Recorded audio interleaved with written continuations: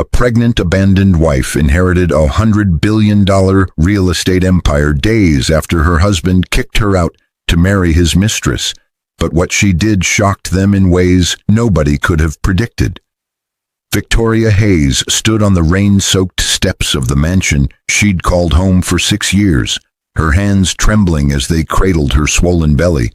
But her husband, Daniel Hayes, the man who'd promised her forever, had just thrown her suitcase onto the wet pavement and declared his love for another woman.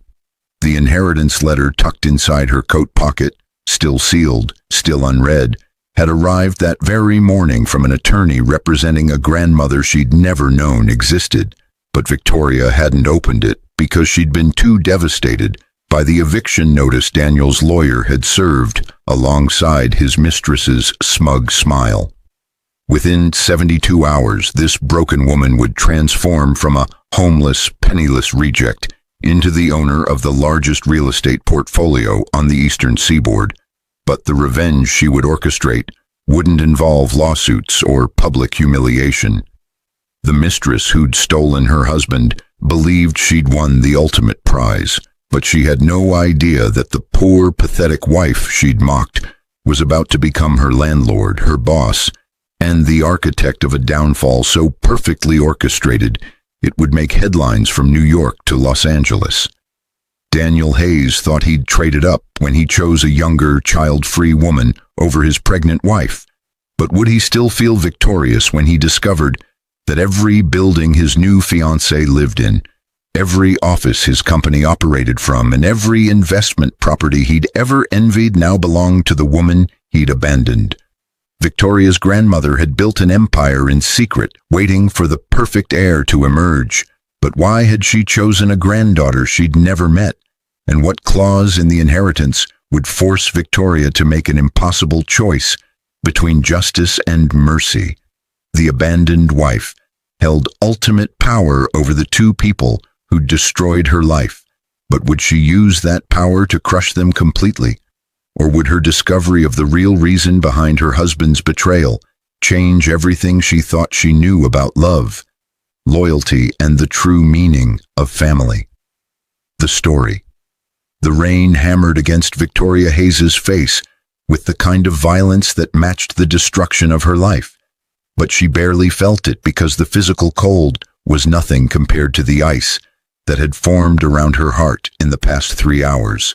She'd woken that morning to breakfast in bed, Daniel's supposed apology for working late all week, but by noon she was standing on the street with one suitcase, her phone, and the clothes on her back while a moving truck removed every trace of her existence from their home. The pregnancy test she'd taken 8 weeks ago had promised to fix everything, but instead it had accelerated the ending Daniel had apparently been planning for months. 6 years of marriage, 3 years of trying for a baby, and countless nights of reassuring him that she didn't care about his family's disapproval of her common background had culminated in this abandonment while carrying his child. Victoria's fingers found the letter in her coat pocket again, but she still couldn't bring herself to open it because processing one catastrophic life change at a time was all her mind could handle. The return address read, Whitmore and Associates, Attorneys at Law, and the sender was listed as Estate of Marguerite Whitmore, but Victoria had no idea who Marguerite Whitmore was or why her estate would be contacting someone who'd grown up in foster care with no known family connections. Her phone buzzed with a text message, but Victoria's heart sank when she saw it was from Cassandra Reeves, the woman who'd been her husband's business associate for the past 8 months. The message contained a single photo, Cassandra and Daniel together in what appeared to be Victoria's former bedroom, but the bed had already been changed to white silk sheets, Cassandra's preference apparently, and Daniel's arm was wrapped around her waist with the casual ownership of someone who'd already moved in. The caption read, "Thanks for warming up the house for me. Don't worry, I'll take good care of your husband."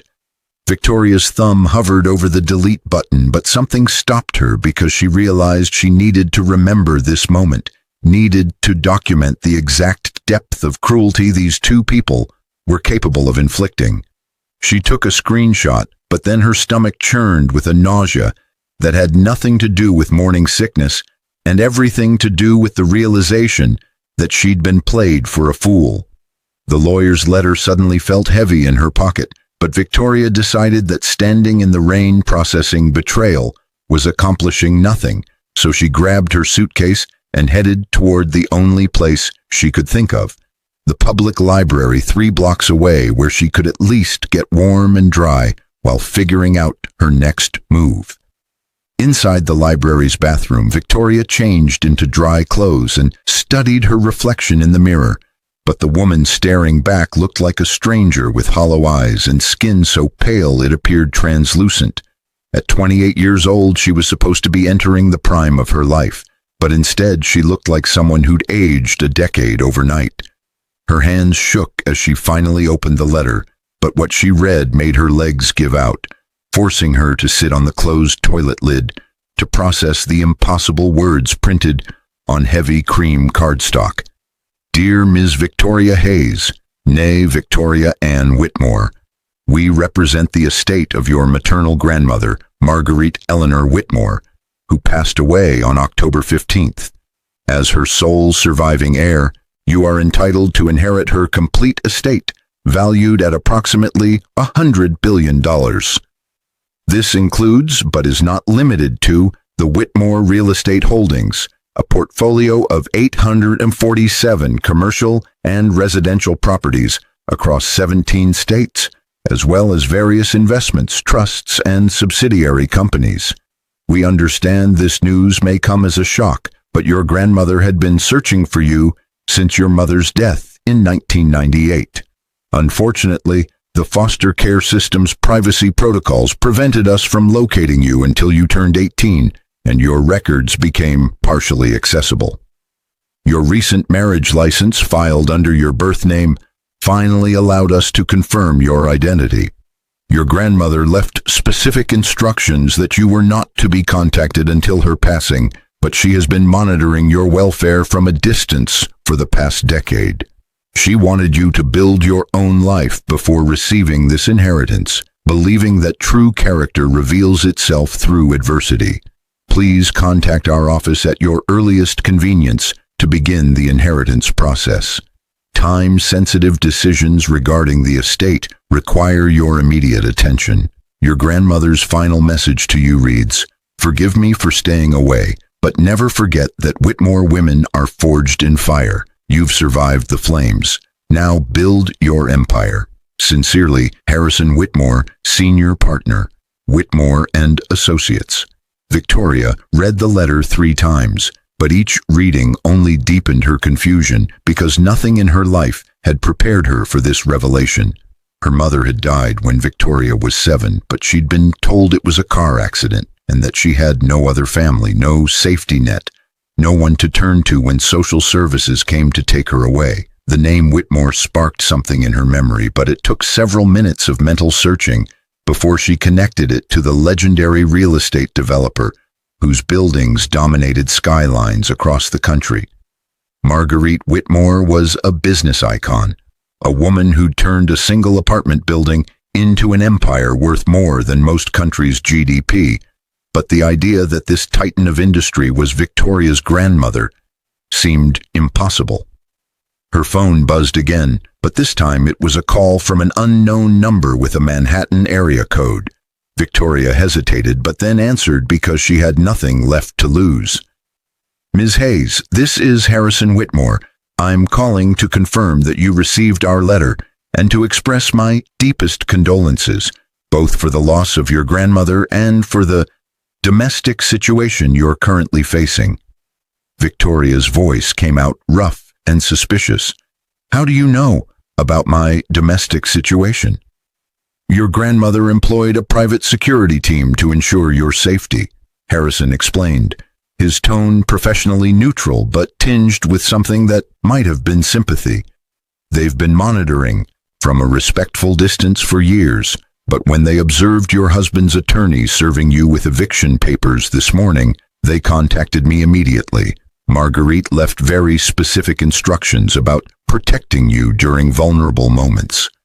The revelation that she'd been watched for years should have felt invasive, but instead Victoria felt a strange comfort in knowing that someone had cared enough to ensure she was safe, even from a distance. "I don't understand any of this," Victoria admitted, her free hand moving protectively to her belly. "Why didn't she contact me? Why did she let me struggle through foster care, through college debt, through—" Her voice broke, but she forced herself to continue. "Through everything." Harrison was quiet for a moment, but when he spoke, his words carried the weight of someone who'd known Marguerite Whitmore personally. "Your grandmother believed that hardship builds character, but she also knew that revealing herself too early would have made you a target. There are people who would have used you to get to her, people who would have destroyed you to hurt her empire. She protected you the only way she knew how, by staying away while ensuring you were never truly alone." Victoria wanted to be angry about this, but she was too emotionally exhausted to summon righteous indignation. So instead, she asked the practical question that would determine her immediate future. "What happens now?" "Now you come to Manhattan," Harrison said firmly. "We have an apartment ready for you in one of your buildings, the Whitmore Tower penthouse actually, and tomorrow morning we'll begin the inheritance process. But first, we need to discuss something time-sensitive regarding one of your properties." Victoria almost laughed at the absurdity of "one of your properties," but she managed to keep her voice steady. "What property?" "The Meridian Towers on Park Avenue," Harrison replied, but there was something careful in his tone that made Victoria's instincts prickle. "It's a luxury residential complex with 50 units, but it also happens to be where your husband's company, Hayes Capital, leases their office space on the entire 10th floor. Additionally, the penthouse apartment that your husband's companion, Ms. Cassandra Reeves, resides in, also your property." The revelation hit Victoria like a physical blow, but this time it was accompanied by something she hadn't felt in hours, a spark of power. "You're telling me I'm their landlord?" "As of 4 days ago, when your grandmother passed and the estate transferred to your name, yes," Harrison confirmed. "Both leases are up for renewal in 60 days, but more importantly, there's a clause in the Meridian Towers commercial lease that allows the property owner to terminate with 30 days' notice if the tenant is found to have engaged in fraudulent business practices." Victoria's mind raced ahead, but she forced herself to slow down and think strategically rather than emotionally. "And has Hayes Capital engaged in fraudulent business practices?" "Your grandmother's investigative team has been monitoring Daniel Hayes since he began courting you 6 years ago," Harrison said, his voice taking on a harder edge. "They've documented extensive evidence of securities fraud, tax evasion, and insider trading. Marguerite never interfered because she wanted to see if he truly loved you or if he was using you as a cover for his activities. Unfortunately, his recent behavior has answered that question definitively." The pieces were falling into place, but Victoria still struggled to comprehend the scope of what she was hearing. "She knew he was a criminal and let me marry him anyway. She knew he was ambitious and morally flexible, but the criminal behavior escalated after your marriage," Harrison corrected gently. "Your grandmother believed that people reveal their true nature when given enough rope, and she wanted you to see who he really was before she gave you the power to do something about it. She also believed that protecting you from every bad decision would prevent you from developing the judgment necessary to run her empire." Victoria closed her eyes and leaned against the cold bathroom tile, but her mind was already shifting from victim to strategist because survival had always required her to adapt quickly to changing circumstances. "What would you recommend I do about the leases?" "That's entirely your decision," Harrison said, but there was approval in his tone that suggested he already knew which path she'd choose. "However, I should mention that Hayes Capital owes approximately $2.3 million in back rent due to accounting errors that have been overlooked by the previous property management company, a company that coincidentally received kickbacks from Mr. Hayes for their leniency. The bathroom door opened and a librarian poked her head in, but Victoria waved her away and mouthed an apology because this conversation was too important to interrupt. "How soon can I get to Manhattan?" "There's a car waiting outside the library," Harrison replied smoothly. "Your grandmother's security team has been shadowing you since you left your former residence, but they'll make themselves known now that you're aware of their presence. They'll ensure you arrive safely, and I'll meet you at the penthouse this evening to begin reviewing your inheritance in detail." Victoria ended the call and stared at her reflection again, but this time she saw something different. Not a broken, abandoned woman, but someone who'd been forged in fire and was about to rise from the ashes with the power to reshape her entire world. The ride to Manhattan took 3 hours, but Victoria spent every minute of it reading through documents that Harrison had sent to her phone, property portfolios, financial statements, and detailed reports on Daniel Hayes's criminal activities that made her realize just how thoroughly she'd been deceived. The man she'd married presented himself as a moderately successful investment banker, but in reality, he was running a Ponzi scheme that had defrauded dozens of elderly investors out of their retirement savings. Cassandra Reeves featured prominently in the reports, but not just as Daniel's mistress. She was his partner in crime, the one who recruited wealthy victims through her social connections and convinced them to invest in Daniel's fake hedge fund. Their affair had started as a business arrangement, but somewhere along the way it had evolved into something personal, though the reports suggested that even their relationship was transactional rather than romantic. The Whitmore Tower penthouse took Victoria's breath away, but not because of its obvious luxury. The floor-to-ceiling windows overlooking Central Park, the marble floors, or the art collection that probably cost more than most people earned in a lifetime.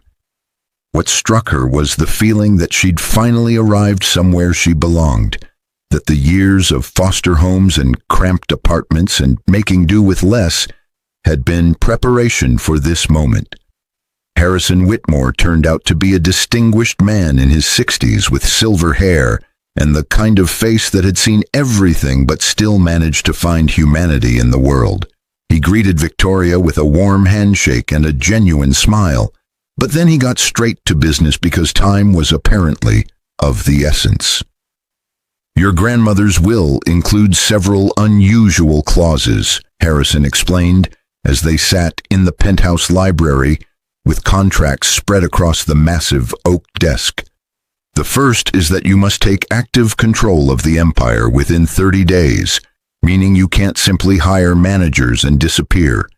She believed that leadership requires presence, requires making difficult decisions personally rather than delegating them to others." Victoria nodded, but her hands moved protectively to her belly again because she was acutely aware that she was making decisions not just for herself, but for her unborn child. "What other clauses?" "The second is more philosophical," Harrison said carefully. "Marguerite believed that true character reveals itself through how we treat those who've wronged us when we have the power to destroy them.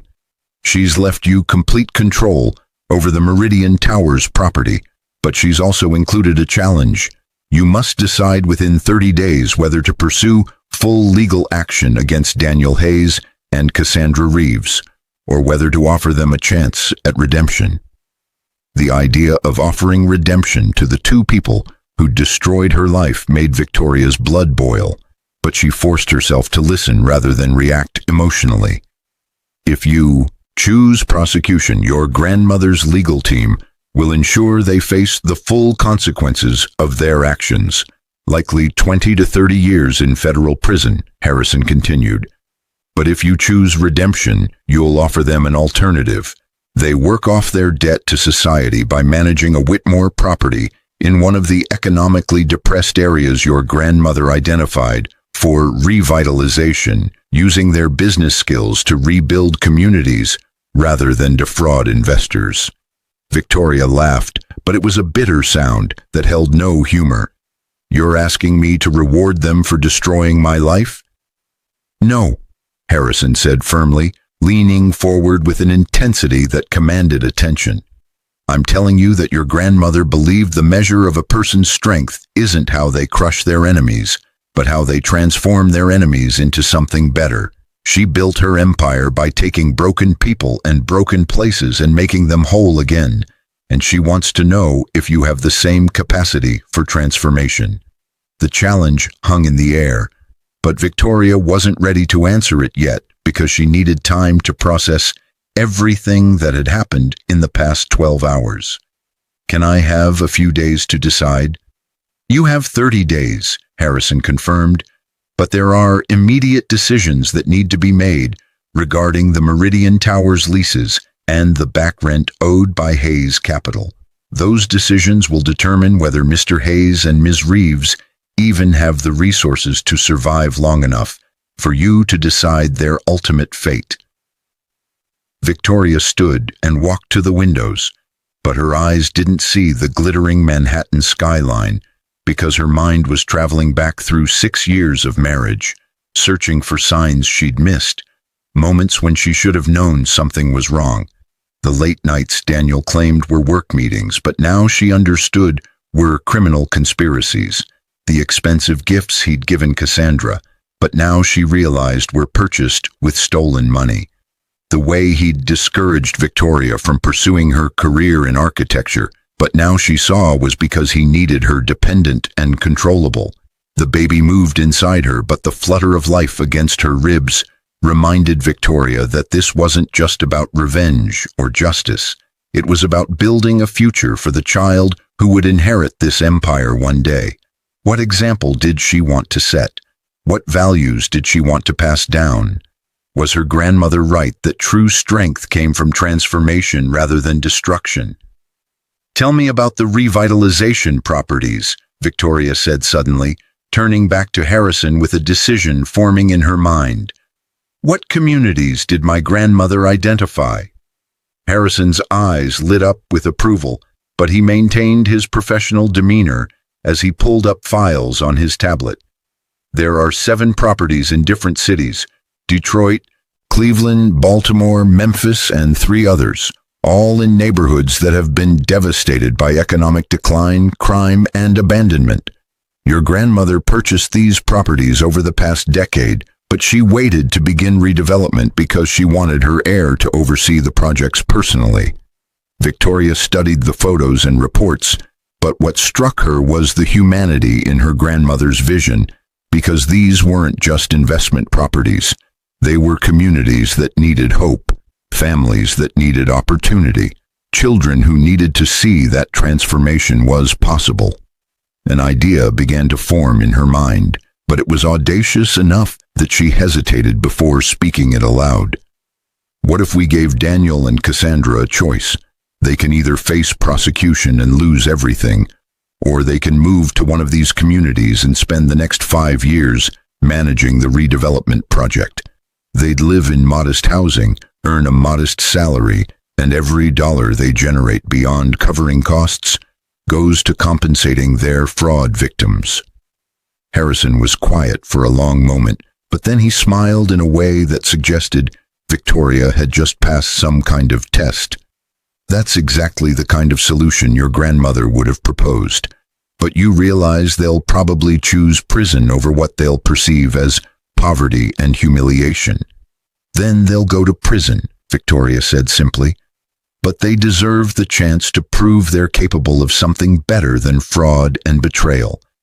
If they choose redemption, then maybe there's hope for them. If they choose to maintain their pride and face prosecution, then they've chosen their own fate. The next morning, Victoria wore one of the designer suits she found in the penthouse closet. Her grandmother had apparently anticipated her size perfectly and walked into the Whitmore and Associates conference room with Harrison at her side, but every eye in the room belonged to someone whose life she now controlled. Daniel Hayes sat at the far end of the conference table in his expensive suit, but his face had gone pale when he'd been summoned to this meeting and seen Victoria walking in as the owner rather than the victim. Cassandra Reeves was beside him, but her usual confidence had evaporated when she realized that the woman she'd mocked was now her landlord, her judge, and the person who controlled her future. "Good morning," Victoria said calmly, taking her seat at the head of the table with a composure she didn't entirely feel, but had learned to project during years of survival. "I'm sure you're both confused about why you're here, so let me clarify. I'm Victoria Whitmore, sole heir to the Whitmore real estate empire, and as of 4 days ago, I own this building, your apartment, Daniel's office space, and approximately 846 other properties worth $100 billion. Daniel's face cycled through shock, disbelief, and then something that might have been calculation, because even in this moment, he was looking for an angle to exploit. "This is some kind of joke. Victoria grew up in foster care. She doesn't have family money. My grandmother kept her distance for my own protection," Victoria explained, her voice steady despite the urge to scream at him about the betrayal, about the pregnancy he'd dismissed, about the 6 years she'd wasted on someone incapable of real love. "But she kept detailed records of your activities, Daniel. Your Ponzi scheme, your tax evasion, your securities fraud, all documented with enough evidence to guarantee lengthy prison sentences for both of you." Cassandra leaned forward, but her usual seductive confidence had been replaced by naked fear. "You can't prove any of that." Harrison slid folders across the table, but the contents spoke for themselves. Bank records, recorded phone calls, email correspondence, testimony from witnesses who'd agreed to cooperate in exchange for immunity. "Actually, we can prove all of it," he said mildly. "The question isn't whether you're guilty, that's already established, but what Ms. Whitmore chooses to do about it." Victoria watched them process this information, but she felt none of the satisfaction she'd expected from seeing them squirm, because revenge was turning out to be a hollow emotion that didn't heal the wounds they'd inflicted. "You both have a choice to make," she said, pulling out the photographs of the Detroit property that needed redevelopment. "Option 1, I turn all this evidence over to the FBI, you're both arrested within hours, and you spend the next 20 to 30 years in federal prison while your victims lose everything." Daniel opened his mouth to argue, but Victoria raised her hand to silence him because she wasn't finished. "Option 2, you move to Detroit and manage the redevelopment of this property for the next 5 years. You'll live in a modest 2-bedroom apartment on site, earn a combined salary of $60,000 per year, and every dollar generated by the property beyond operational costs goes to a victim restitution fund. At the end of 5 years, if you've successfully revitalized the community and repaid your victims, your criminal records will be sealed and you'll be free to rebuild your lives." The conference room was silent, but Victoria could see the wheels turning in Daniel's head as he tried to find the trap, the loophole, the way to manipulate this situation to his advantage. Cassandra looked like she wanted to be sick, but whether from fear or disgust at the prospect of living in Detroit was unclear. "This is insane," Daniel finally said, his voice rising with indignation. "You can't force us to become some kind of poverty wage property managers. That's not justice. That's revenge disguised as redemption." "No, prison is justice," Victoria corrected coldly. "This is mercy, though I'm not sure either of you deserve it. But my grandmother believed that people are capable of change if given the right motivation, and I'm honoring her legacy by offering you this choice. You have 72 hours to decide." Cassandra found her voice, but it came out small and uncertain in a way Victoria had never heard before. "What about us? Our relationship? Are we supposed to just work together in some terrible neighborhood and pretend everything's fine?" Victoria's expression hardened, but she maintained her composure because losing control now would undermine everything she was trying to accomplish. That's between the two of you to figure out. You wanted each other badly enough to destroy my life, so now you get to discover if that connection survives when you're not living in luxury built on stolen money and betrayal. Maybe you'll realize you were never really in love. You were just two people who enjoyed hurting others together. She stood to leave, but Daniel called out with a desperation that was new and unsettling. "Victoria, wait. I know I hurt you. I know what I did was unforgivable. But the baby, that's my child too. Don't I have rights?" The question stopped Victoria in her tracks, but when she turned back, her eyes were hard with a resolve that came from months of preparation she hadn't known she was doing. "You kicked me out while I was pregnant. You called this baby a complication you didn't need. You forfeited your parental rights the moment you chose your mistress and your crimes over your family. If you choose redemption, if you spend the next 5 years proving you're capable of caring about something other than yourself, then maybe I'll reconsider allowing you supervised visitation. But that decision is years away and entirely dependent on whether you become the kind of person worthy of knowing this child." Harrison escorted Victoria out of the conference room, but she could feel Daniel's and Cassandra's eyes boring into her back with a mixture of rage, fear, and something that might have been grudging respect, because she'd just demonstrated a power they'd never imagined she possessed. In the elevator, Victoria's composure finally cracked, but Harrison handed her a handkerchief without comment because he understood that strength didn't mean never breaking. It meant breaking in private and rebuilding yourself before anyone else saw the cracks. "Your grandmother would be proud," Harrison said quietly as they descended toward the lobby, "not because you're destroying them, but because you're giving them a chance to become something better while still ensuring they face consequences for their actions." Victoria dabbed at her eyes, but her voice was steady when she spoke. "I need to know something. Did my grandmother ever forgive the people who wronged her?" Harrison was quiet for a moment, but then he shared a story that Victoria suspected was meant to guide her through the difficult days ahead.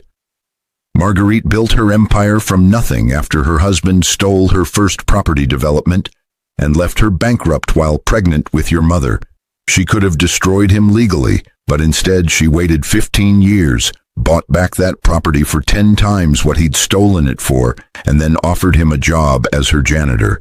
He refused out of pride, died bitter and alone, while she built an empire. She always said her greatest regret wasn't giving him a chance to change. It was that he chose pride over redemption." The story settled something in Victoria's chest, but she understood the lesson her grandmother was teaching from beyond the grave. Offering redemption wasn't about being weak or letting people off easy. It was about giving them enough rope to either hang themselves or climb to something better, while ensuring you remained strong regardless of which choice they made. 3 days later, Daniel and Cassandra's answer came through their attorney, but the response was split in a way Victoria hadn't anticipated. Cassandra chose redemption, but Daniel chose prison because he couldn't stomach the idea of living in poverty under Victoria's control, even if it meant avoiding decades behind bars. "He thinks you'll crack and let him out early," Harrison explained when he delivered the news. "He's gambling that your compassion will become weakness and that he can manipulate you into forgiveness without actually earning it." Victoria absorbed this information, but she felt more sadness than anger, because Daniel was revealing exactly who he'd always been. Someone who would rather suffer than admit he was wrong. Someone who would choose pride over growth every single time. And Cassandra? "She signed the contract this morning," Harrison confirmed. "She'll move to Detroit next week and begin managing the property under the supervision of one of your grandmother's most trusted advisors. She claims she wants to prove that she's capable of more than what she became with Daniel, but time will tell if that's genuine or simply self-preservation." The months that followed tested Victoria in ways she couldn't have imagined, but she threw herself into learning her grandmother's business with an intensity that impressed even the most skeptical members of the Whitmore Real Estate Holdings Board. She attended every meeting, reviewed every contract, and visited every major property personally despite her advancing pregnancy, because she understood that earning respect required presence and commitment. The Detroit project became her obsession, but not because Cassandra was there, because it represented everything her grandmother had believed about the power of transformation. Victoria visited monthly, walking through neighborhoods that had been abandoned and forgotten, talking to residents who'd lost hope, meeting with community leaders who were desperate for investment, but skeptical that a wealthy developer would actually follow through. Cassandra's transformation was gradual, but Victoria watched it happen through monthly reports and quarterly site visits. The woman who'd once mocked poverty from her luxury penthouse was now living in a modest apartment, managing tenant relations, coordinating with local contractors, and attending community meetings where she had to face people who'd lost everything to economic decline.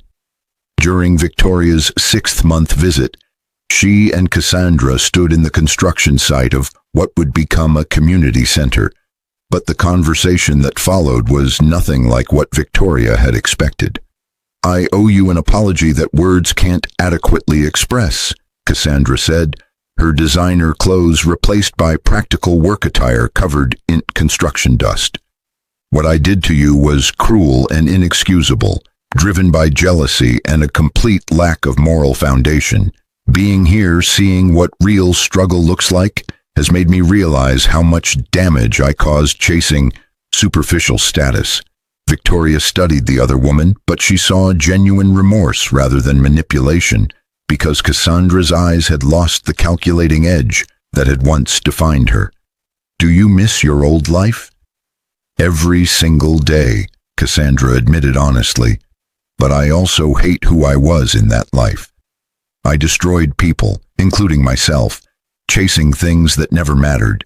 This work, this community, the people I'm helping, it's the first time I've ever done something that actually means something beyond my own gratification." The conversation didn't heal the wounds Cassandra had inflicted, but it suggested that redemption might actually be possible for people who genuinely wanted to change. Victoria left Detroit that day with a complicated mixture of emotions, but she understood that forgiveness was a process rather than a moment, something that would take years to fully develop if it ever came at all. Daniel's story took a darker turn, but Victoria refused to let his choices dictate her emotional state. He was convicted on multiple counts of fraud and sentenced to 25 years in federal prison. But even from behind bars, he sent letters demanding to be part of his child's life, claiming that his imprisonment was Victoria's fault for not accepting his apology and letting him walk free. Victoria never responded to the letters, but she kept them in a file her child could read someday, when they were old enough to understand that some people choose destruction over redemption and that their choices don't define the people they hurt. Her daughter was born on a snowy December morning, but Victoria held the tiny, perfect baby and whispered promises about the empire they would build together, about the values they would uphold, about the legacy of transformation, rather than destruction that defined the Whitmore name. The Detroit project became a stunning success over the next 4 years, but Victoria credited Cassandra's management for much of that success because the other woman had proven capable of genuine change when given the right motivation and support. The neighborhood transformed from abandoned buildings and crime-ridden streets into a thriving community with affordable housing, local businesses, and opportunities for residents who'd been forgotten by every other developer. When Cassandra's 5-year term ended, Victoria offered her a choice: take the completion of her contract and walk away, or stay and continue managing the property as a paid employee with market rate compensation and the respect she'd earned through demonstrated commitment. Cassandra chose to stay, but she did it knowing that Victoria's trust had been earned rather than given, and that redemption was an ongoing process rather than a destination. The Whitmore real estate empire grew under Victoria's leadership, but she ran it according to her grandmother's principles, that buildings were about people rather than profit, that development should strengthen communities rather than displace them, that true wealth came from transformation rather than extraction. Years later, when her daughter was old enough to understand, Victoria took her to visit the Manhattan penthouse where everything had changed. But she also took her to Detroit to see what redemption looked like, to meet Cassandra and understand that people were capable of both terrible destruction and beautiful transformation. "Your great-grandmother built this empire from nothing," Victoria explained as they stood on the balcony overlooking Central Park. "But she taught me that real power isn't about crushing your enemies. It's about giving them the opportunity to become something better and building a life so magnificent that their approval becomes irrelevant."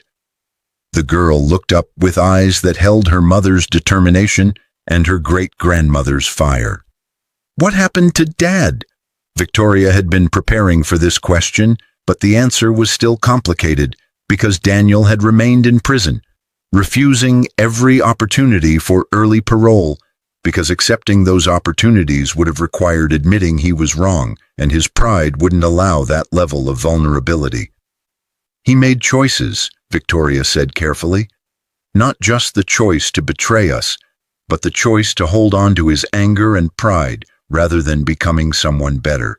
I gave him the same opportunity I gave Cassandra, the chance to transform his mistakes into meaning, but he chose to stay trapped in his own bitterness. That was his decision, not ours." The girl thought about this, but then she asked the question that mattered most. "Do you think people can really change?" Victoria smiled because the answer had become clear through years of watching Cassandra transform from the woman who destroyed her life into someone who dedicated herself to building communities and helping others. "I think people can change if they genuinely want to and if they're willing to do the hard work of becoming better. But I also think we can't force that change on them. We can only create the conditions where transformation becomes possible and then step back and let them choose." The Whitmore real estate empire continued to grow, but Victoria never forgot the lesson her grandmother had taught through absence and presence, through challenge and support, through the offer of redemption and the acceptance that not everyone would choose it. She built her legacy on the principle that true strength came from lifting others up rather than tearing them down, from offering second chances while maintaining boundaries, from transformation rather than destruction. And on quiet nights when her daughter was asleep and the city lights sparkled below, Victoria would stand at the window and whisper thanks to the grandmother she'd never met, but whose wisdom had given her not just an empire, but the tools to wield that power with grace, justice, and the kind of mercy that demanded accountability while still believing in the possibility of change. The pregnant, abandoned wife who'd been kicked out in the rain had become the architect of an empire. But more importantly, she'd become the kind of leader who understood that the truest measure of power wasn't how you destroyed your enemies. It was whether you gave them the opportunity to become something better, and whether you built a life so meaningful that their betrayal became nothing more than a footnote in a much larger story about resilience, redemption, and the transformative power of choosing grace over vengeance. 15 years had passed since that rain-soaked afternoon when Victoria Hayes had stood on the steps of her former home with nothing but a suitcase and an unopened letter. But the woman who now stood at the floor-to-ceiling windows of the Whitmore Tower penthouse bore only a surface resemblance to that broken, abandoned wife. She was 43 now, but the years had refined her rather than diminished her, transforming her from someone who survived adversity into someone who wielded power with the kind of wisdom that could only come from having once possessed nothing. Her daughter, Eleanor Marguerite Whitmore, named for the grandmother who'd orchestrated this entire transformation from beyond the grave, sat at the massive oak desk reviewing property acquisition proposals. But at 15, she already possessed the sharp, analytical mind and compassionate heart that defined the Whitmore legacy. The girl had inherited Victoria's determination and Marguerite's strategic brilliance, but she'd also developed her own unique approach to leadership that combined technological innovation with traditional community-building principles. "Mom, we need to talk about the Chicago property," Eleanor said, looking up from her tablet with the serious expression she wore when discussing business matters. "The Tenants Association is requesting a meeting about rent increases, but their proposal actually makes financial sense if we're willing to accept lower short-term profits for long-term community stability." Victoria smiled because moments like these reminded her why she'd fought so hard to build something worth inheriting, but also because Eleanor instinctively understood the core principle that had defined Marguerite's empire, that buildings were about people first and profit second. "Show me the numbers." As they reviewed the proposal together, Victoria's mind drifted back through the 15 years that had transformed not just her life, but the lives of everyone connected to that fateful day when Daniel Hayes had kicked her out to marry his mistress. The story could have ended with simple revenge: Daniel in prison, Cassandra destroyed, Victoria triumphant. But life had proven far more complicated and far more interesting than any simple revenge fantasy. The intercom buzzed with Harrison Whitmore's voice, but after 15 years, he'd become more than just the attorney who delivered her inheritance. He'd become a trusted advisor, a father figure, and one of the few people Victoria could trust completely in a world where wealth attracted parasites and opportunists. "Victoria, your 2 p.m. appointment is here. Shall I send them up?" Victoria glanced at Eleanor, but the girl's eyes had already lit up with understanding because she knew exactly who was arriving and why this meeting mattered. "Send them up, Harrison, and thank you." The elevator doors opened 5 minutes later, but the woman who stepped into the penthouse was almost unrecognizable from the calculating, cruel mistress who'd stolen Victoria's husband 15 years ago. Cassandra Reeves was 44 now, but the luxury and vanity that had once defined her had been replaced by the practical elegance of someone who'd learned to find beauty in purpose rather than appearance. Her hair was streaked with natural gray that she didn't bother to dye. Her clothes were well made but functional rather than flashy, and her eyes held the kind of depth that came from years of genuine personal transformation. Behind Cassandra stood 2 teenagers who Victoria knew from quarterly reports and annual site visits, but seeing them in person always reinforced the magnitude of what the Detroit project had accomplished. Marcus was 17 now, a young black man who'd grown up in the neighborhood Cassandra managed, and who was heading to MIT in the fall on a full scholarship funded by the Whitmore Foundation. His sister, Jasmine, was 15, the same age as Eleanor, and she'd already published her first collection of poetry about growing up in a community that had been transformed from abandonment into opportunity. "Thank you for seeing us," Cassandra said, her voice carrying none of the seductive manipulation that had once been her trademark, but instead holding the humble gratitude of someone who understood that this meeting was a privilege rather than an entitlement. "Marcus and Jasmine wanted to meet you before the ceremony tonight." Eleanor had already crossed the room to greet the other teenagers, but Victoria watched with pride as her daughter engaged them with genuine interest rather than the condescending charity that wealthy people often showed those they considered beneath them. This was why Victoria had insisted Eleanor accompany her on every site visit, every community meeting, every moment where the real impact of their work was visible, because understanding that buildings housed human dreams was more important than any business degree. "Mrs. Whitmore," Marcus said, his voice strong but tinged with the nervousness of someone meeting a personal hero. "I wanted to thank you personally for everything you've done for our neighborhood. Ms. Reeves tells us stories about what it was like 15 years ago, but it's hard to imagine because all I've known is a community that works, where people have opportunities, where kids like me can dream about MIT instead of just surviving. Victoria's throat tightened with emotion, but she maintained her composure because showing strength meant acknowledging impact without making it about herself. The credit belongs to your community and to Ms. Reeves. I provided resources, but transformation required people who cared enough to do the hard work of rebuilding. You represent the success of that work, Marcus. Your MIT scholarship isn't charity. It's recognition that you've earned your place there through talent and dedication. Jasmine stepped forward with a book in her hands, but Victoria recognized it as the poetry collection that had won national awards and sparked conversations about economic inequality, urban revitalization, and the human cost of abandonment. I wanted you to have this. There's a poem on page 47 about Ms. Reeves, about watching her transform from someone the neighborhood didn't trust into someone we couldn't imagine being without. She talks about you sometimes, about how you gave her a choice when most people would have just wanted revenge. Victoria accepted the book with reverence, but she knew she'd read that poem later in private because the emotions it would evoke were too raw for public consumption.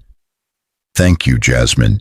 Your words matter more than buildings or balance sheets because they tell the truth about what transformation really looks like. Eleanor and Jasmine had already retreated to the library to compare notes about their respective schools and aspirations, but Victoria noticed that Marcus lingered with a question he seemed afraid to ask. She waited patiently because rushing people through vulnerable moments was how opportunities for real connection got lost. "Can I ask you something personal?" Marcus finally said, glancing at Cassandra as if seeking permission. But the older woman nodded encouragingly. "Ms. Reeves told us what she did to you, how she was part of destroying your family, but you gave her a chance to become something better instead of just punishing her. I guess I want to know, how do you forgive something like that? How do you trust someone again after they've hurt you so badly?" The question hung in the air, but Victoria appreciated its depth because Marcus wasn't asking about business strategy or philanthropic philosophy. He was asking about the human capacity for grace in the face of betrayal, about whether redemption was real or just a pretty story people told themselves. Victoria gestured for them to sit, but she took time to formulate her answer because oversimplifying would diminish the complexity of what forgiveness actually required. Forgiveness isn't a single moment or a simple decision.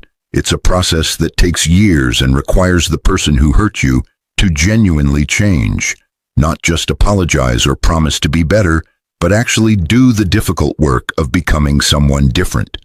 Cassandra earned forgiveness through 15 years of consistent actions that proved she was committed to transformation. She looked at Cassandra directly, but saw the other woman's eyes glisten with tears, because even after 15 years, being forgiven still carried weight. But I also want to be honest with you, Marcus. There are parts of what happened that I'll never fully get over, moments where I still feel the pain of betrayal, even though I've moved past the anger. Forgiveness doesn't mean forgetting or pretending the harm didn't happen. It means choosing not to let that harm define your future or the future of the person who hurt you. Cassandra spoke then, but her voice carried the weight of someone who'd spent 15 years thinking about these questions from the other side. What Victoria is too gracious to say is that forgiveness also requires the person being forgiven to accept that they can never fully repair what they broke. I can spend the rest of my life building communities and helping people, but I can never give Victoria back the 6 years I helped steal from her, can never undo the pain I caused. True redemption means living with that knowledge and choosing to be better anyway, not because it earns forgiveness, but because it's the right thing to do. The conversation was interrupted by Eleanor's return from the library, but she brought news that shifted the energy in the room from reflective to excited. "Mom, Jasmine just told me about the proposal for the Memphis property. She's been working with the Community Youth Council on a plan for a creative arts center that would serve 3 neighborhoods. The budget is incredibly detailed and the community support is overwhelming." Victoria raised an eyebrow at Cassandra, but the other woman's expression combined pride and nervousness because this was the first time she'd allowed her mentees to pitch a project directly to Victoria without her filtering or managing the presentation. "Jasmine has been working on this for 8 months. I've reviewed the numbers and the feasibility study, but I wanted her to present it to you herself because if we're going to build the next generation of Whitmore leaders, they need to learn how to advocate for their communities directly." The shift from redemption narrative to practical business felt abrupt, but Victoria understood that this was actually the culmination of everything they'd been building. Young people who'd grown up in revitalized communities, now proposing to pay that transformation forward to other neighborhoods that needed hope and investment. Jasmine returned with Eleanor, but she carried herself with a confidence that reminded Victoria of her younger self before Daniel's betrayal had temporarily broken her spirit. The girl opened her tablet and began presenting a proposal that demonstrated sophisticated understanding of community development, financial sustainability, and cultural programming. The Memphis-Soulsville neighborhood has a rich musical history, but decades of economic disinvestment have left it without spaces where young people can develop their talents, Jasmine explained, her voice steady despite the magnitude of pitching to someone worth over $150 billion. "Our proposal creates a creative arts center that serves 500 youth annually, but it's designed to be financially sustainable through a combination of grant funding, earned income from recording studio rentals, and partnerships with local colleges." Victoria listened intently, but she also watched Cassandra's face and saw the mentor's pride in her student's presentation, the way someone who'd once destroyed lives for personal gain had transformed into someone who elevated others. This was what redemption actually looked like. Not dramatic gestures or tearful apologies, but consistent daily choices to build rather than destroy, to empower rather than exploit. The presentation concluded with financial projections that impressed even Victoria's experienced eye, but she knew that the numbers were only part of the equation. The real question was whether this project would genuinely serve the community, or whether it would become another well-intentioned failure that did more harm than good. "Jasmine, this is exceptional work," Victoria said carefully, "but I need you to answer a hard question. How do you prevent this arts center from becoming a catalyst for gentrification that displaces the very community you're trying to serve?" The question was a test, but Jasmine didn't flinch because she'd clearly anticipated this concern and had developed thoughtful answers. "We've built anti-displacement protections into every aspect of the project. The center will be governed by a community board with binding decision-making authority, not just advisory power. We've established income-restricted housing requirements for any future development within a half-mile radius, and we've structured the programming to prioritize existing residents rather than attracting outside artists who would drive up costs."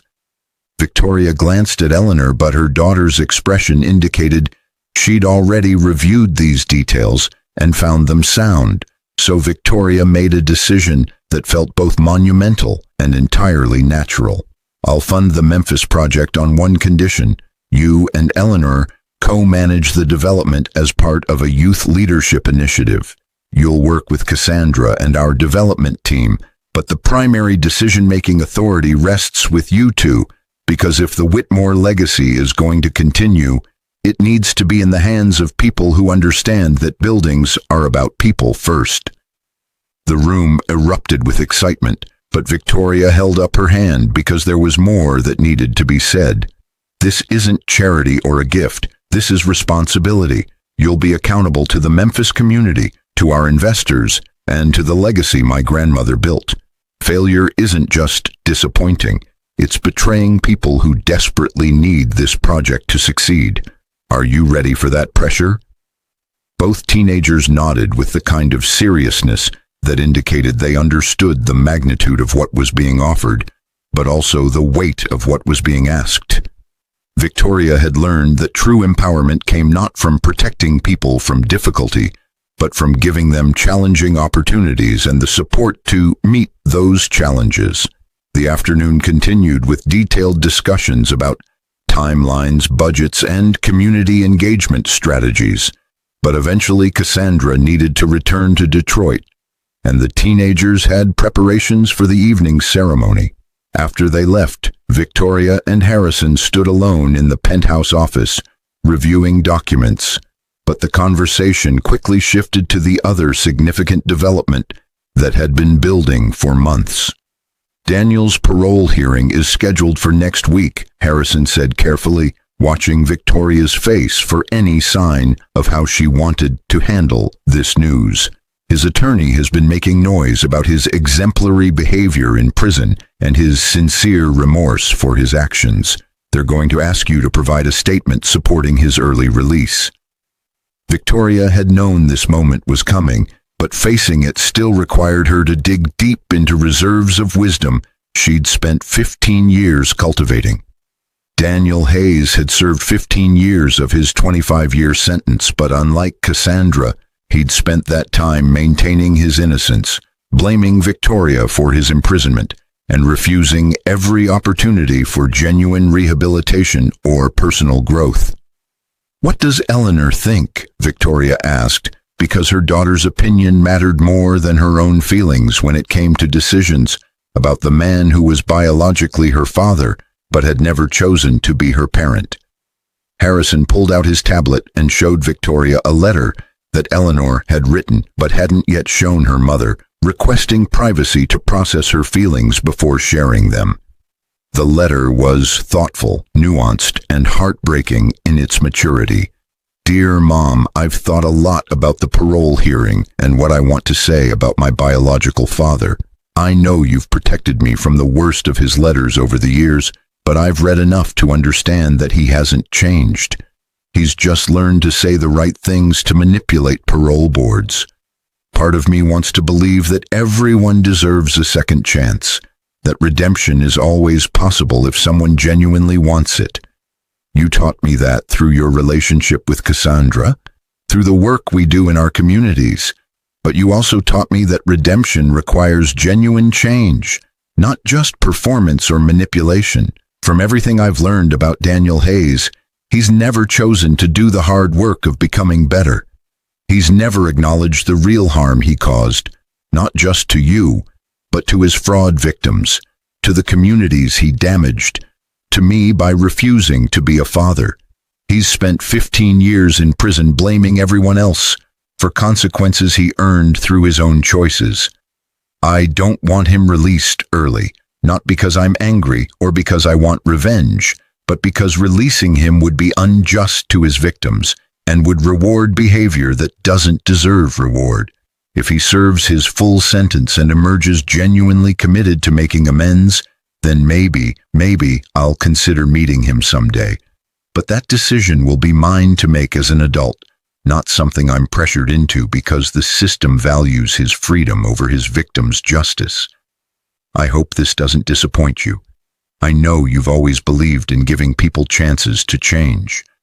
But I think there's a difference between offering opportunities for redemption and excusing people from facing the full consequences of their actions. Love, Eleanor.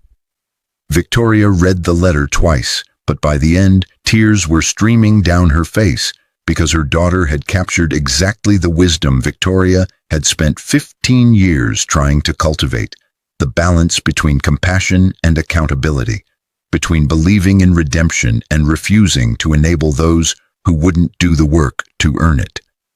"She's remarkable," Harrison said softly, his own voice thick with emotion because he'd watched Eleanor grow from an infant into this wise, thoughtful young woman. Marguerite would be so proud of both of you. I'll submit a statement opposing early parole, Victoria decided, her voice steady despite the tears, because this was one of those moments where strength meant making difficult decisions rather than easy ones. Not because I'm still angry at Daniel. I stopped being angry years ago, but because justice demands that he serve the sentence he earned. His victims deserve that much, and Eleanor deserves to grow up knowing that consequences are real and that manipulation doesn't triumph over truth. The evening ceremony was held in the Detroit Community Center that had been one of the first buildings renovated 15 years ago, but the space was packed with residents, local officials, and representatives from the other 6 communities that had been transformed through similar projects.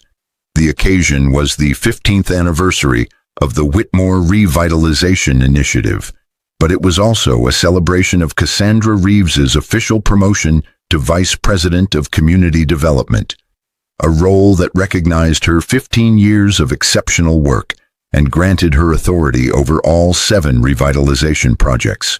Victoria stood at the podium looking out at the crowd, but what struck her was the diversity of faces, the intergenerational presence of families who'd lived through the neighborhood's darkest days and were now thriving in its renaissance.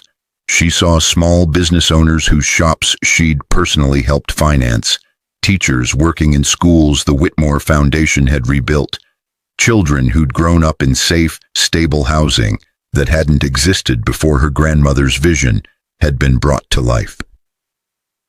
15 years ago, I stood in the rain having lost everything I thought defined me, Victoria began, her voice carrying across the room with the practiced ease of someone who'd given hundreds of speeches, but never lost the authenticity that made people lean in and listen. A marriage, a home, a sense of security, all gone in a single day.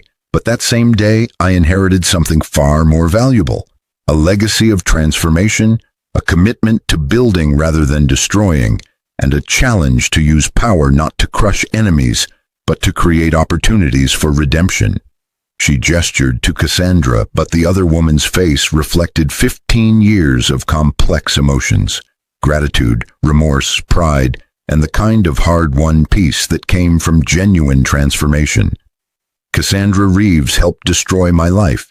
15 years ago, she could have spent 25 years in prison, but instead, she chose to spend those years rebuilding not just this community, but herself. Some people think forgiveness is weakness, that giving second chances rewards bad behavior. But I believe, and my grandmother believed, that the truest measure of strength is whether you can look someone who hurt you in the eye and say, I see who you were. I acknowledge the harm you caused, but I'm willing to bet on who you can become. The crowd erupted in applause, but Victoria noticed that several people were crying, moved by the raw honesty of what she was describing. This wasn't a sanitized redemption story where everything was neat and simple. This was messy, complicated, real transformation that had required years of hard work, difficult conversations, and the willingness to remain vulnerable while maintaining boundaries. Cassandra took the podium next, but her hands shook slightly as she adjusted the microphone, betraying the nerves that still surfaced when she had to speak about her past. 15 years ago, I was the worst version of myself, cruel, selfish, destructive, and proud of it. I hurt Victoria in ways I can never fully repair, damaged countless others through fraud and manipulation, and genuinely believed that wealth and status were the only things that mattered in life. She paused, gathering herself, but when she continued, her voice was stronger. Victoria could have destroyed me. She had every right to, had all the power to do it, and I certainly deserved it. Instead, she offered me something I'd never experienced, the opportunity to become someone better, not through words or promises, but through actions and daily choices, to serve rather than exploit. These 15 years haven't been easy. Living in modest circumstances while managing community development has been humbling in ways I needed but didn't always appreciate. Facing people I'd harmed, earning trust I'd destroyed, building something meaningful from the wreckage of who I used to be. All of it required letting go of pride and ego and learning what actually matters in life. Cassandra's eyes found Victoria's in the crowd, but the look they shared held 15 years of complicated history, pain that had been acknowledged if not entirely healed, and mutual respect that had been earned rather than given. I'll never be able to give Victoria back what I took from her. I can't return those 6 years of marriage I helped destroy, can't undo the pain I caused, can't erase the betrayal. But I can spend the rest of my life building communities, creating opportunities, and passing on the second chance I was given to others who deserve redemption. That's not payment, it's purpose, and it's the greatest gift anyone has ever given me. The ceremony continued with testimonials from community members whose lives had been transformed by the revitalization projects. But Victoria found herself reflecting on the question Marcus had asked earlier. How do you forgive something like that? The answer, she realized, wasn't simple or universal. It was personal, contextual, and required both parties to do difficult work over extended periods of time.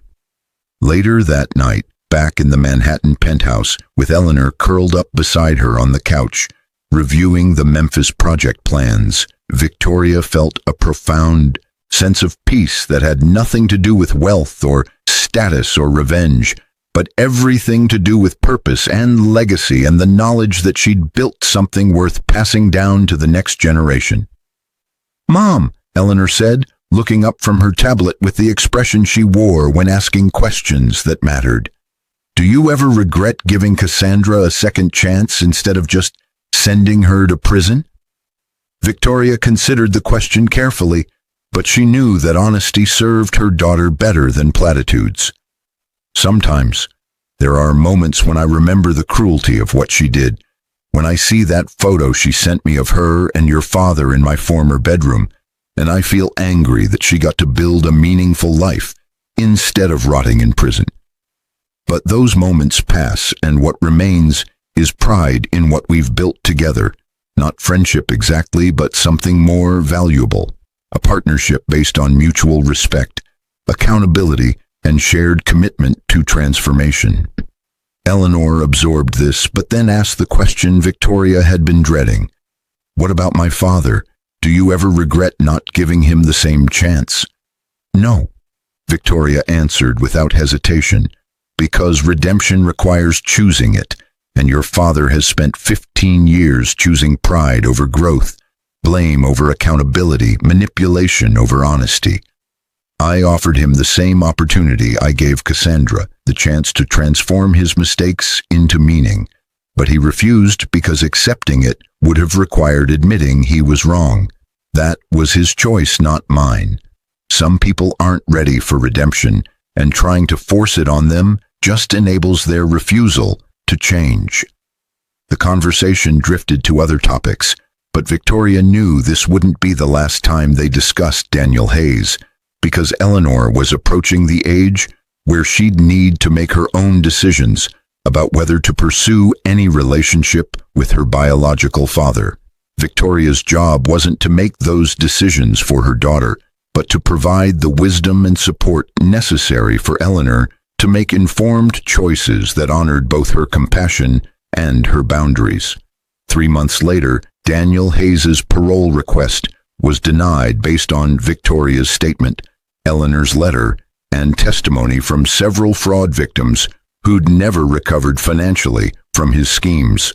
The decision sparked some controversy in the media. A few commentators argued that Victoria was using her wealth and influence to keep Daniel imprisoned out of spite. But Victoria refused to engage with these narratives because she knew the truth, and the truth was that justice sometimes required people to face the full consequences of their actions, regardless of how sincerely they apologized. Daniel's response to the denial came in the form of a letter that Harrison intercepted before it reached Eleanor, but he showed it to Victoria because she needed to know what they were dealing with. The letter was filled with rage, accusations, and threats, that demonstrated Daniel still hadn't learned the fundamental lesson that his imprisonment should have taught him, that actions have consequences, and blaming others for those consequences was just another form of the entitlement that had led to his crimes in the first place. "He'll serve his full sentence," Harrison confirmed, shredding the letter because Eleanor didn't need to see her father's vitriol. "And when he's released in 10 years, we'll ensure appropriate restraining orders are in place to protect both you and Eleanor from any attempts at harassment or manipulation." Victoria nodded, but she felt more sadness than anger because Daniel represented the tragic alternative to Cassandra's redemption story, someone who'd been given every opportunity to change but had chosen to remain trapped in his own bitterness and pride. "Make sure the fraud victims know that we supported the parole denial. They deserve to know that his freedom wasn't prioritized over their justice." The years continued to unfold, with the kind of purposeful momentum that came from building something meaningful rather than just accumulating wealth. The Memphis Arts Center opened to overwhelming community support, but Eleanor and Jasmine's co-management proved so successful that it became a model for other youth-led development projects across the Whitmore portfolio. Marcus completed his MIT degree and returned to Detroit to launch a tech startup focused on creating economic opportunities in revitalized urban neighborhoods. But he did it from office space in the community center, where Cassandra had first managed to prove that redemption was possible. Victoria's empire grew to $200 billion by her 50th birthday, but she measured success not by the size of her portfolio but by the number of communities transformed, families housed, opportunities created, and lives changed through the principles her grandmother had established and she'd refined through 15 years of leadership. Cassandra became more than just an employee or a reformed enemy.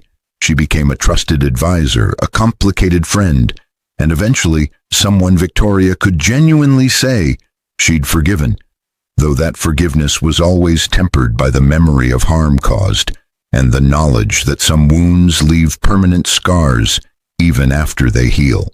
The most unexpected development came on Eleanor's 18th birthday, when a letter arrived from Daniel Hayes that was different from all the others.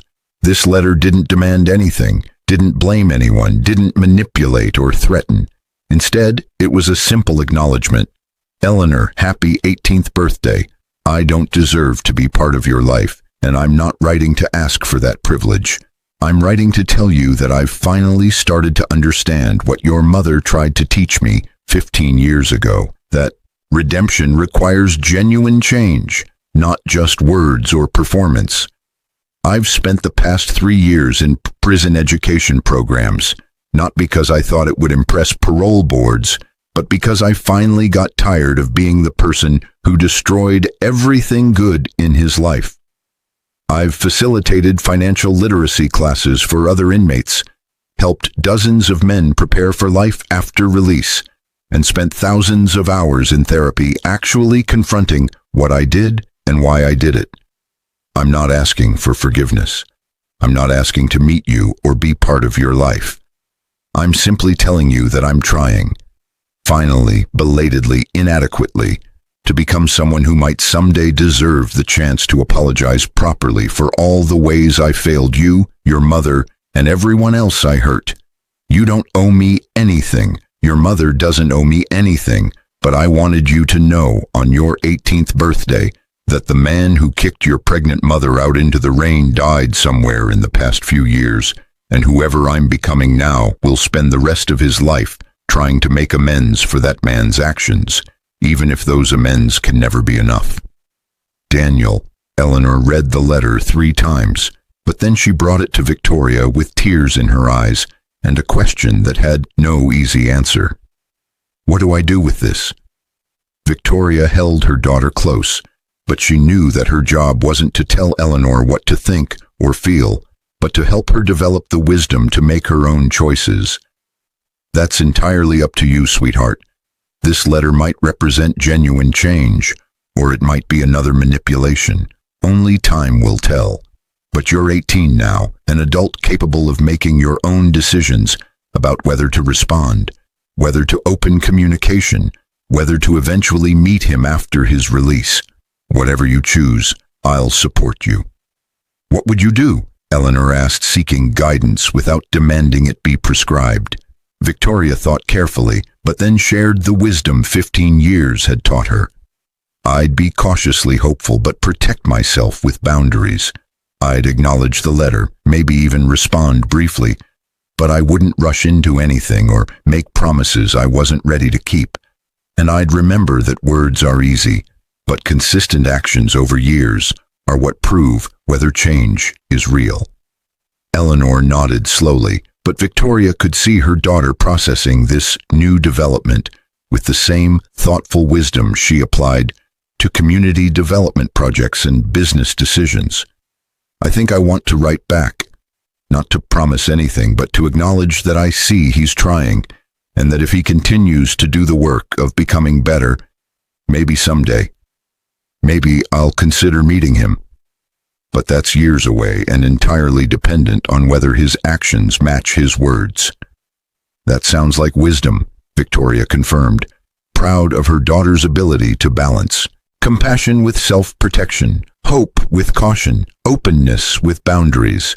The letter Eleanor eventually sent was brief but fair, acknowledging Daniel's apparent growth while making clear that any relationship would need to be earned through years of consistent behavior rather than granted based on a single letter. It was the kind of response that left the door open without walking through it. Exactly the balance that difficult situations required. 5 years later, Victoria stood in the same Detroit community center where she'd celebrated the 15th anniversary of the Whitmore Revitalization Initiative. But this time the occasion was Eleanor's wedding to a community organizer she'd met while co-managing the Memphis Arts Center. The ceremony was simple but profound, officiated by Cassandra Reeves, who'd become ordained specifically for this occasion, and attended by hundreds of people whose lives had been touched by the Whitmore legacy. Daniel Hayes had been released from prison 6 months earlier, but Eleanor had made the difficult decision not to invite him to her wedding because reconciliation was still in its earliest stages and her wedding day wasn't the appropriate venue for navigating that complicated relationship.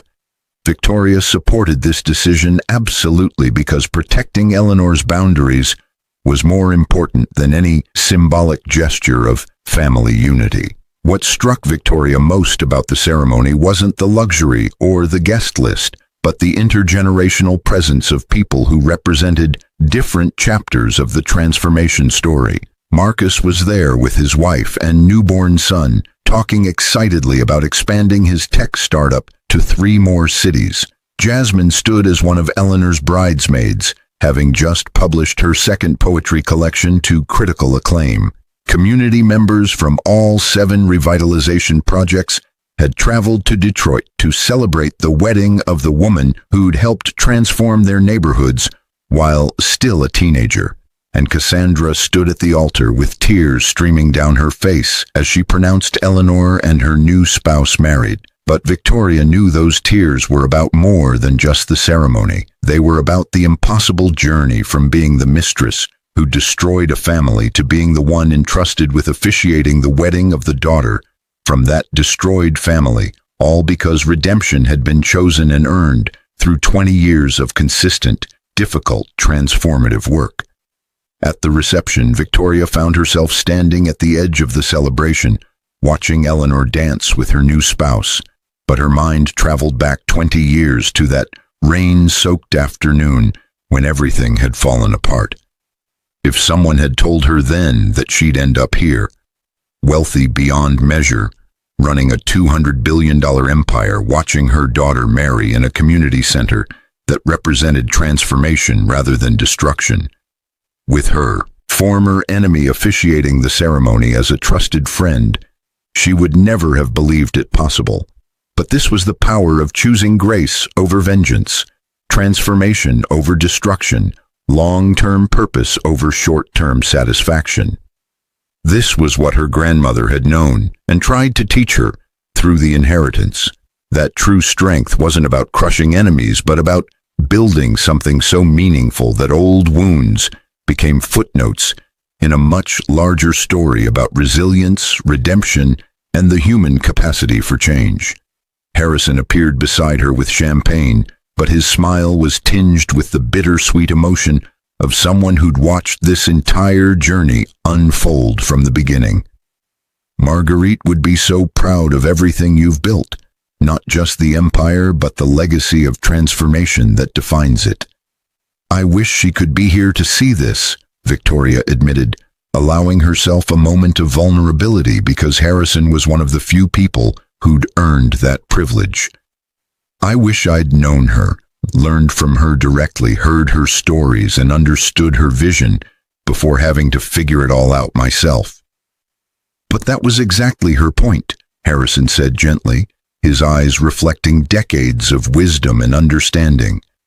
She knew that true leadership couldn't be taught. It had to be forged through adversity, through difficult choices, through the experience of losing everything and building it back better than before. She gave you the tools, but you did the work of becoming someone worthy of the legacy. The evening continued with dancing, toasts, and the kind of celebration that marked not just a wedding, but the culmination of 2 decades of transformation. But Victoria found herself periodically stepping outside to stand in the Detroit evening air and marvel at the impossible journey that had brought her to this moment. A figure approached from the shadows, but Victoria tensed instinctively until she recognized one of the security team members who'd been protecting her since she'd first inherited the empire. "Ma'am, there's someone here asking to see you. We've verified he's not a threat, but given his identity, we wanted to check with you before allowing him to approach." Victoria's heart sank because she already knew who it must be, but she took a deep breath and made a decision that felt both terrifying and necessary. "It's Daniel, isn't it?" The security guard nodded, but his expression remained professionally neutral because this was Victoria's decision to make without judgment or pressure. "He says he won't approach unless you give permission. He's waiting at the edge of the property with a wedding gift and a letter for Eleanor. He specifically requested that we tell you he doesn't expect to be invited in or to see either of you. He just wanted to deliver the gift and pay his respects from a distance." Victoria considered her options, but then made the choice that felt aligned with the values she'd spent 20 years cultivating. "I'll meet him at the property edge, alone but with security within sight. If he's truly changed, then he'll respect boundaries. If he hasn't, then we'll know that too." The walk to the property edge felt longer than it was, but Victoria used the time to center herself and remember that she was no longer the broken, abandoned woman Daniel had kicked out 20 years ago. She was Victoria Whitmore, heir to a $200 billion empire, mother to an exceptional daughter, and someone who'd built a legacy that would outlast any individual relationship. Daniel Hayes stood at the property line holding a small wrapped package, but the man Victoria saw bore only superficial resemblance to the arrogant, cruel husband who'd destroyed their marriage. At 53, he looked older than his years, but there was something different in his eyes. Humility, perhaps, or genuine remorse, though Victoria knew that discerning real change from performance required time and consistency, rather than a single encounter.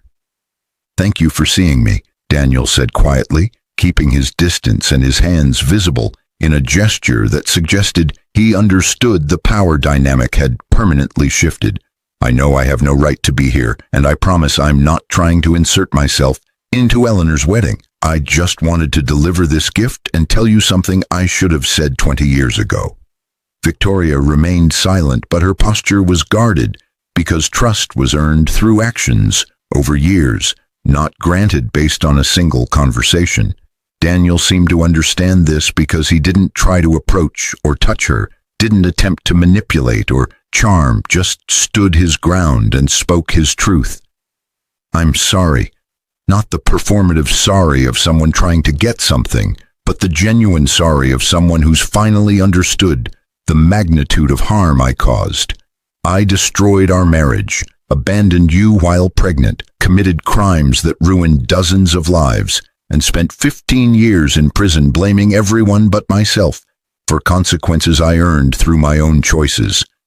I was a monster, Victoria, not because I was born that way, but because I chose pride, greed, and cruelty over growth, honesty, and compassion. He held out the package but made no move to close the distance between them. This is for Eleanor. It's a photo album I put together of her childhood, pictures your mother sent to prison over the years, along with letters I wrote to her, but never sent because I wasn't ready to be the father she deserved. I'm still not sure I'll ever be that person, but I wanted her to know that even when I was at my worst, some part of me understood what I was missing, what I'd thrown away by choosing ego over family.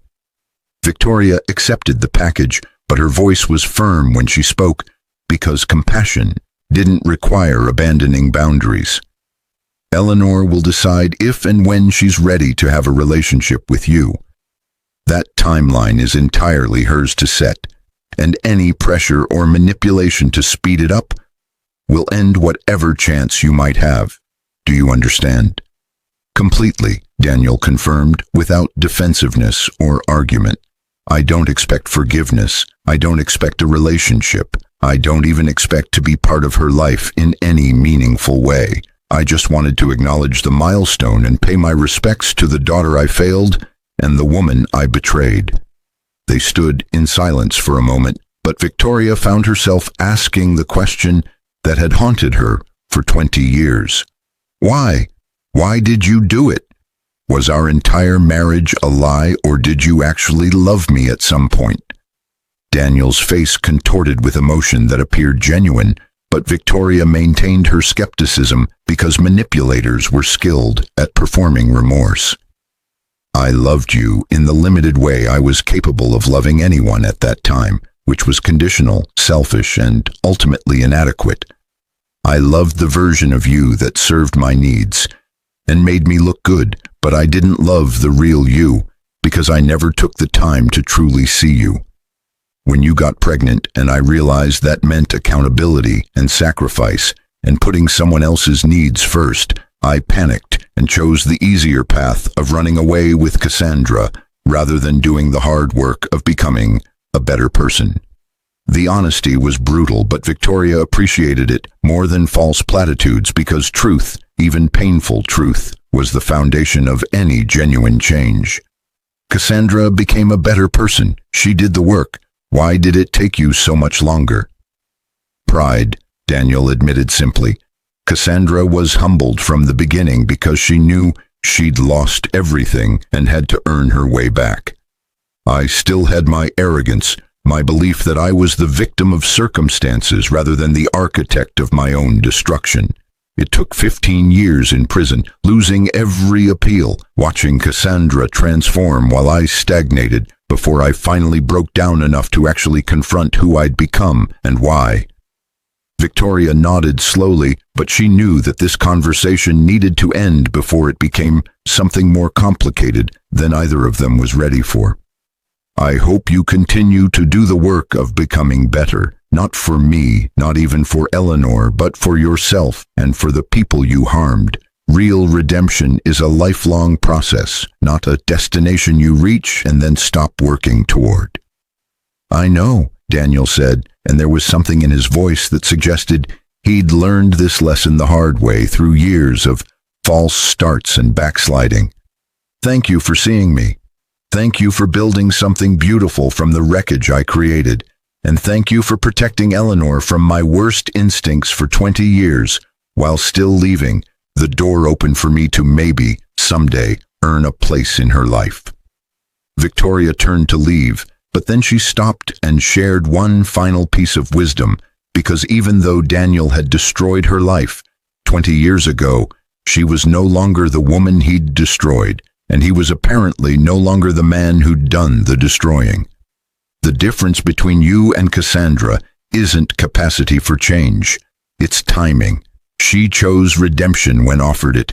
You chose pride. But the fact that you eventually made the choice matters, even if it took longer than it should have. Don't waste the years you have left making the same mistakes. Walking back to the celebration, Victoria felt lighter than she had in years, because that encounter had provided closure on a wound that had never quite healed, despite 20 years of building something new. Daniel's apology didn't erase the harm he'd caused, didn't restore the 6 years he'd stolen, didn't undo the abandonment, but it did confirm what Victoria had always believed, that people were capable of change if they genuinely wanted it and were willing to do the difficult work required. Inside the community center, Eleanor was laughing with Cassandra and Jasmine, but when she saw her mother return, her eyes held a question that didn't need to be spoken aloud. Victoria simply handed her the package and whispered, "From your father, open it when you're ready. No pressure, no expectations, just his attempt to acknowledge your milestone." Eleanor nodded and tucked the package away, but Victoria knew her daughter would process this development in her own time, making her own decisions about whether to pursue any relationship with Daniel, based on her own wisdom and boundaries rather than anyone else's expectations. The celebration continued into the early morning hours, but as Victoria stood surrounded by people whose lives had been transformed through the legacy her grandmother had built and she'd refined, she finally understood the full scope of what Marguerite had been trying to teach her through that inheritance letter 20 years ago. Whitmore women are forged in fire. You've survived the flames. Now build your empire. The fire had been Daniel's betrayal, Cassandra's cruelty, the abandonment and the pain, and the moment when everything fell apart. But surviving those flames had taught her that true strength wasn't about never being broken. It was about rebuilding yourself into something stronger, wiser, and more purposeful than you'd been before the breaking. The empire she'd built wasn't just $200 billion in assets and properties across 17 states. It was communities transformed, lives changed, second chances offered and earned. The next generation of leaders like Eleanor and Jasmine and Marcus, who'd been given opportunities to build something meaningful, rather than just accumulate wealth. And perhaps most importantly, it was the knowledge that grace was stronger than vengeance, that transformation was more powerful than destruction, and that the truest measure of character wasn't how you treated people who served you, but how you treated people who'd wronged you when you had the power to destroy them. 20 years after standing in the rain with nothing but a suitcase and an unopened letter, Victoria Whitmore had built an empire that would last for generations. But more than that, she'd built a legacy that proved her grandmother's core belief, that Whitmore women weren't just forged in fire. They used that fire to illuminate the path toward redemption, transformation, and the revolutionary idea that power was most meaningful when used to lift others up rather than tear them down. As the first light of dawn broke over Detroit, Victoria stood at the community center windows, watching the city wake up, a city that had itself been forged in fire, abandoned and forgotten, but was now rising again through the same principles that had guided her own transformation. And she knew with absolute certainty that this was what it meant to truly inherit not just wealth, but wisdom, to take the broken pieces of what was and build something beautiful from the ruins, to offer redemption while demanding accountability, to remember the pain while refusing to be defined by it, and to create a future so purposeful that the betrayals of the past became nothing more than the foundation upon which something magnificent was built. The pregnant, abandoned wife had become the architect of transformation. The $100 billion inheritance had become a tool for building communities rather than just accumulating wealth. And the woman who'd been kicked out in the rain had learned to dance in the storms, knowing that Whitmore women didn't just survive the flames. They emerged from them with the power to light the way for others who were still learning to rise from their own ashes.